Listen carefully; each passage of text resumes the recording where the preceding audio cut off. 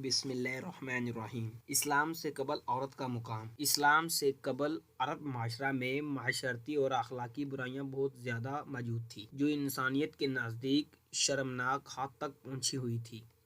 इन बुराइयों और बेहयाइयों की वजह से उन जहालत, कदीमों, रस्म व रवाज पर अमल और मजहब से दूरी था। अरब के लोग इंतहाई बद अखलाकी और बद तहजीबी में घिरे हुए थे। ऐसे माशरे में औरत की कोई इज्जत न थी। मर्दों की नज़र में औरतों की कोई हैसियत ही नहीं थी कि वो मर्दों की सिर्फ नफसानी ख्वाहिशात पूरी करने का एक खिलौना थी। ज़माना जहालत में औरतें दिन रात मर्दों की खिदमत करती थी और तरह तरह के काम करती, हत्ता कि यहाँ तक के मेहनत मजदूरी करके जो कुछ कमाती थी वो भी मर्दों को दे दिया करती थी। मगर जुल्म मर्द फिर भी औरतों को इस कदर मंजलहत की निगाह से न देखते थे, जबकि बल्कि जानवरों की तरह उन्हें मारते पीटते थे। जरा जरा सी बात पर औरतों के कान, नाक वगैरह औजा काट लिया करते थे, कभी कभी कत्ल भी कर डालते। बेटी की पैदाइश पर कुफार की हालत। इस्लाम से कबल अरब माशरा जहालियत में इस कदर डूबा हुआ था कि उनके यहाँ अगर बच्ची पैदा होती तो ये खबर सुनकर उनके चेहरे काले पड़ जाते, यानी जिसके यहाँ बेटी पैदा होती वो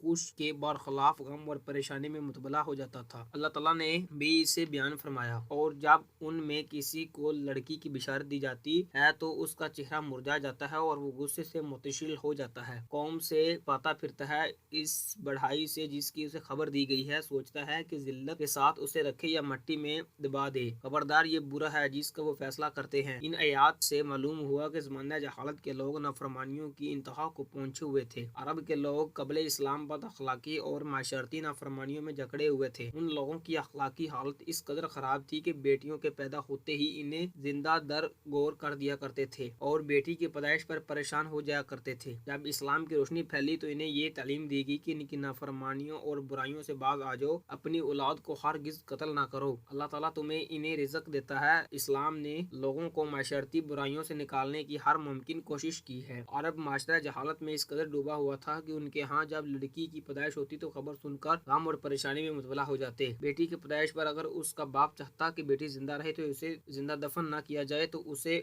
ऊन या बकरियों का बना हुआ जब्बा पहना दिया जाता और जंगल में ऊंट और भेड़ियों बकरियां चराने पर मुकर्रर कर दिया जाता, ताकि उसे कोई देख न सके कि उसके घर में बेटी मौजूद है। अगर वो शख्स जिसके घर बेटी पैदा हुई उसे जान से मारने का इरादा करता तो उसे इतनी देर तक जिंदा रखा जाता कि उसका कद 6 बरस तक हो जाए या उसकी उम्र 6 साल तक हो जाए। फिर वो आदमी लड़की की माँ को कहता कि इसे खुशबू लगाओ, अच्छे कपड़े पहनाओ, इसकी खूब ज़ेब व ज़ीनत करो ताकि इसके रिश्तेदारों से इसकी मुलाकात करवा के ले आऊं। वो आदमी अपनी बेटी को जंगल में ले जाता। हाँ, उसने पहले ही एक गुड़िया खोद कर तैयार किया होता, एक गड़ा खोद कर तैयार किया होता। उस कुएं नमा गड्ढे में फूल जैसी बेटी को ले जाकर कहता कि इसमें देखो।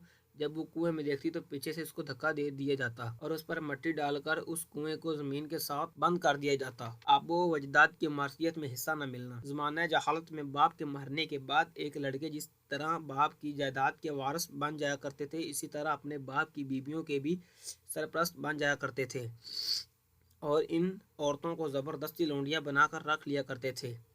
अरबों को इनके माँ बाप, बहन भाई या शोहर की मार्सियत में कोई हिस्सा नहीं मिलता था, ना औरतें किसी की मालिक हुआ करती थी। अरब के बाज़ कबीलों में ये ज़ुल्माना दस्तूर था कि बेवा हो जाने के बाद औरतों को घर से बाहर निकाल कर एक छोटे से तंगुआ तहरीक झोंपड़े में 1 साल तक कैद भी रखा जाता। ये झोंपड़ी से बाहर न निकल सकती थी, न गुस्ल करती, न कपड़े बदल सकती थी। खाना पीना और अपनी सारी ज़रूरतें इस झोंपड़ी में पूरी करती थी। बहुत सी औरतें तो घट घट कर मर जाती थी। जो जिंदा बच जाती थी तो 1 साल बाद उनका आंचल में ऊंट और डाल दी जाती थी और इनको मजबूर किया जाता था कि वो किसी जानवर के बदन से अपने बदन को रगड़ें, फिर सारे शहर का इसी गंदे लिबास में चक्कर लगाएं और इधर उधर ऊंट की मेंगनियां फेंकती हुई चलती रहें। ये इस बात का ऐलान होता था और औरतों की इद्दत खत्म हो गई है। इसी तरह की और भी तरह तरह की खराब और तकलीफदार इसमें थी, जो गरीब औरतों के लिए मुसीबतों और बलाओं का पहाड़ बनी हुई थी। और बेचारी मुसीबत के मारी औरतें घटा घटा कर और रो रो कर अपनी ज़िंदगी के दिन गुजारती थी और औरतों के साथ ऐसे ही दर्दनाक और मजलूम किए जाते थे, मुजालिम किए जाते थे, सलूक किए जाते थे। हजूर सल्लल्लाहु अलैहि वसल्लम की आंखों में आंसू। एक सहाबी हजूर सल्लल्लाहु अलैहि वसल्लम की खिदमत में हाजिर हुए। हजूर सल्लल्लाहु अलैहि वसल्लम की मजलिस में तशरीफ फरमा थे। आने वाले सहाबी ने अर्ज किया, या रसूलल्लाह, इस्लाम से कबल जहालत का दौर था। हम बुतों की पूजा करते थे। लड़की पैदा होने को अपने लिए आर महसूस करते थे। हमारी गैरत गौरा ना करती थी कि इसलिए हम गैरत में आकर अपनी जिंदा बच्चियों को अपने हाथों से दफन कर देते थे। या रसूलल्लाह, मेरी बेटी जब चलने फिरने और बातें करने के काबिल हो गई तो मेरे दिल में इसके मुतालिक ख्याल पैदा हुआ कि मैंने इसे आवाज़ दी तो खुशी से दौड़ती हुई मेरे करीब आई। मैं इसे अपने हमरा आबादी में ले गया। वो अपने अंजाम से बेखबर और मेरे साथ खुशी खुशी मुझे अब्बा अब्बा कहते हुए मेरे पीछे भागती चली आ रही थी। आबादी सब बाहर मेरी ज़मीन थी जिसमें एक कुआं था। जब मैं इस कुएं पर पहुंचा तो मैंने मासूम बच्ची को हाथ से पकड़कर कुएं में फेंक दिया। वो मुसलसल मुझे अब्बा अब्बा पुकार रही थी। मेरे दिल में इसके लिए जरा भी रहम ना आया। वो इसकी मौत वाक़या हो गई। वो साहबी ये वाक़या सुना रहे थे और नबी करीम सल्लल्लाहु अलैहि वसल्लम के आंखों में आंसू जारी थे। साहबा कराम रजी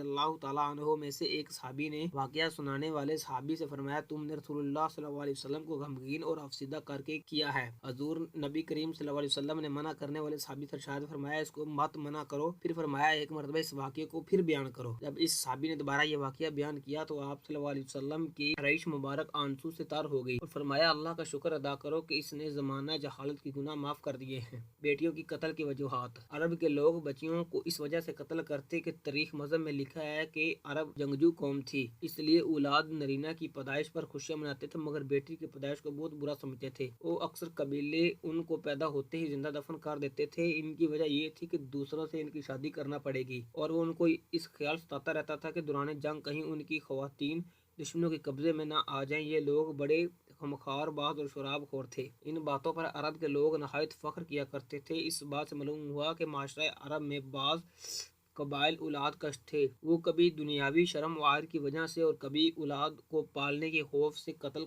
कर डालते थे।